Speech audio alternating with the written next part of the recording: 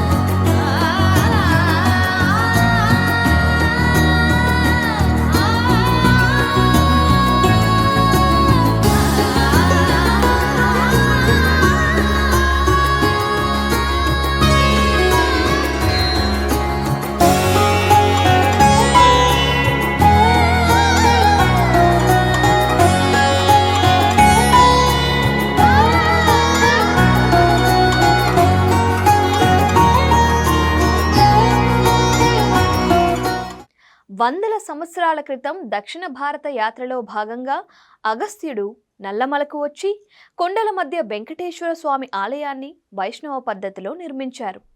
ఆలయంలో ప్రతిష్ఠించేందుకు వెంకటేశ్వర స్వామి విగ్రహాన్ని చెక్కుతున్న సమయంలో బొటనవేలు విరిగిపోయింది. అవయవలోపం ఉన్న విగ్రహాన్ని ప్రతిష్ఠిస్తే కీడు తప్పదని భావించిన అగస్త్యుడు తాను చేసిన తప్పును తెలుసుకునేందుకు ఘోర తపస్సు చేస్తాడు. దీంతో శివుడు ప్రత్యక్షమై విగ్రహానికి నష్టం కలిగిందని చింతించవద్దు అని, ఈ ప్రాంతం కైలాసాన్ని పోలి ఉన్నందునే తానే కొలువు తీరుతాను అని చెప్పి ఉమామహేశ్వర స్వామిగా వెలుస్తాడు. దీంతో అగస్త్యుడు వెంకటేశ్వర స్వామి విగ్రహాన్ని ఆలయం పక్కనే ఉన్న ఒక కొండ గుహలో పెట్టి ఉమామహేశ్వర స్వామి విగ్రహాన్ని ప్రతిష్ఠిస్తాడు.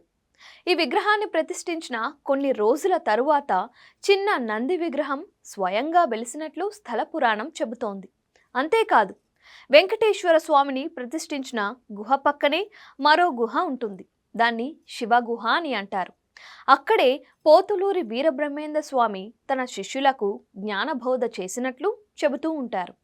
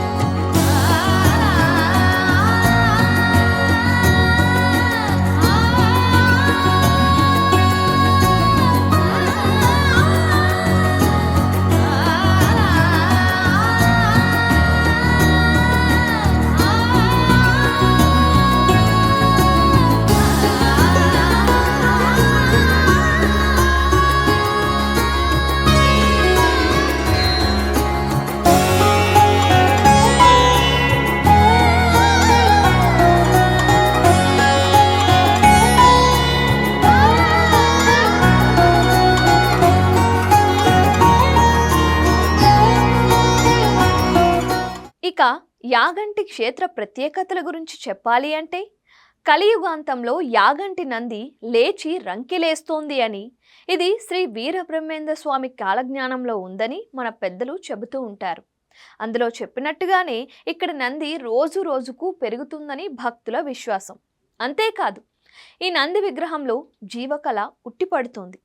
లేచి రంకెలేయడానికి సిద్ధంగా ఉన్నట్లు కనిపిస్తోంది. ఈ ఆలయం వద్ద ఒక్క కాకి కూడా కనిపించదు. దీనికి కూడా ఒక కారణం ఉంది.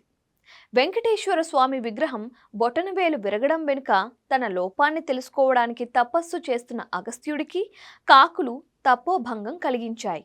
దీంతో ఆ ప్రాంతంలో ఒక్క కాకి కూడా కనిపించకూడదని ఆయన శపించారంట. అప్పటి నుంచి అక్కడ కాకులే కనిపించావు. అయితే కాకుల్ని నిషేధించిన క్షేత్రంలో తాను ఉండను అన్నాడంట శనిదేవుడు. అందుకే ఆలయం లోపల నవగ్రహాలు సైతం మనకి కనిపించవు. ఇక్కడ కోనేరులోకి నీరెలా వస్తుంది అనేది తెలియదు, కానీ ఏడాది పొడుగునా నీరు ఎప్పుడూ ఉంటుంది. యాగంటి ప్రత్యేకత గురించి ఇంతకన్నా ఏం చెప్పగలం?